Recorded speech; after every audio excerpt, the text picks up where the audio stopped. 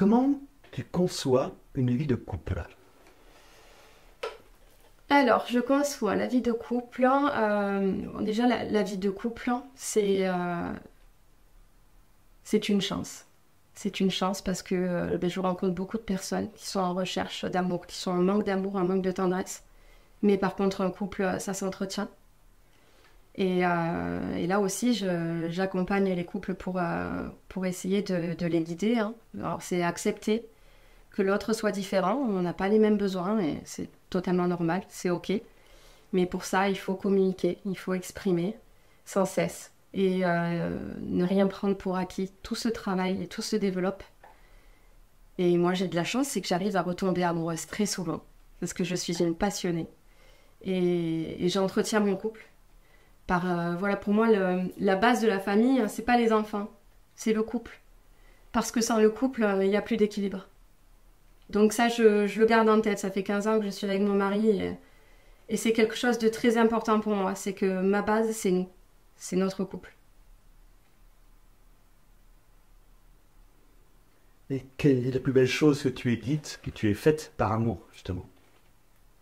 Alors, la plus belle chose que j'ai faite par amour, c'est que je lui fais confiance.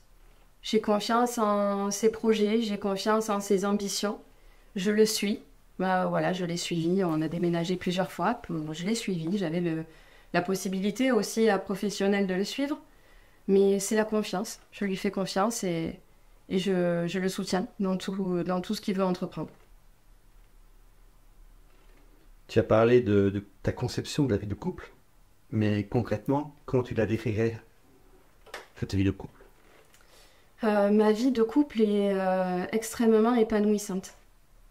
Alors bien sûr, des hauts, des bas, il y en a chez tous les couples. Et ce que je retiens, c'est que je suis avec la personne qui me convient parfaitement, qui a les mêmes valeurs que moi, de tolérance, d'acceptation. Et quand j'étais malade, la seule personne vraiment sur qui je pouvais compter, c'était lui. Et il est d'un soutien sans faille, sans faille. C'est, je sais pas, c'est puissant. C'est puissant, ce qui nous lie, on rigole, on est complices, on est amis, on est amants, on est tout. On est tout. Et on a besoin de personne d'autre que nous. Tu peux le nommer? Il s'appelle Jonathan. Bon, Jonathan, mon Dieu. Qu'est-ce que tu peux nous raconter de la sexualité?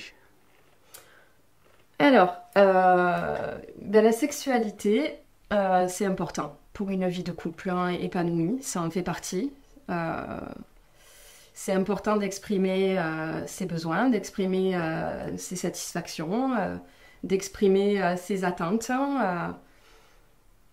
Et bizarrement, je pensais pas, moi, dans le coaching, que j'allais avoir beaucoup de problèmes, beaucoup de coachés qui me parlent de sexualité. Et en fait, c'est un thème qui revient beaucoup et je ne m'attendais pas à gérer cette partie-là aussi.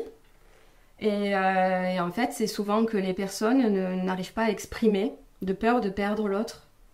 Alors que non, justement, on doit être capable de parler de tout exprimer. Alors après qu'on accepte les attentes de l'autre, qu'on puisse y répondre, c'est une chose.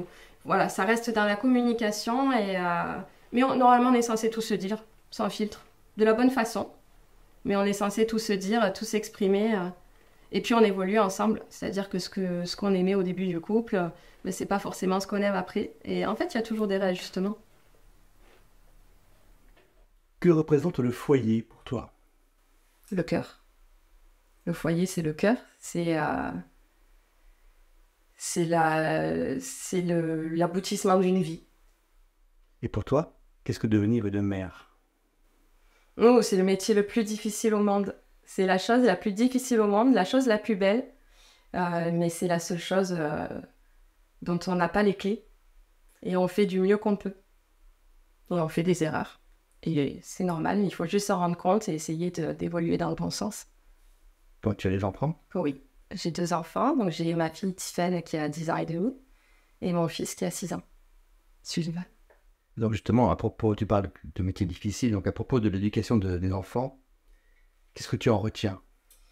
Alors, ce que je retiens, c'est que j'avais déjà beaucoup d'idées sur l'éducation avant d'avoir mes enfants, puisque j'étais enseignante. Donc, j'avais beaucoup d'idées bien fixes. Voilà, moi, ça se passera comme ça. Je savais comment ça allait se dérouler, et en fait, on ne sait jamais comment ça va se dérouler, et c'est normal. Mais ça, il faut accepter aussi que ça ne se passe pas comme on le pense, et se lâcher prise et s'adapter à son enfant et à son caractère. Parce que des fois, on ne s'attend pas au caractère de l'enfant, on se dit, bon, ben, il n'y a pas de souci, ça va glisser avec les bases d'éducation que j'ai. Et non, il faut s'adapter. Et qu'est-ce que tu souhaiterais que tes enfants retiennent de toi? Ouf. Alors, ce que j'aimerais qu'ils retiennent de moi, c'est l'aide à autrui, la tolérance, l'acceptation de soi et l'acceptation de l'autre. Cette idée de tolérance et de travail, de toujours donner le meilleur de soi-même. De faire tout ce qu'on peut.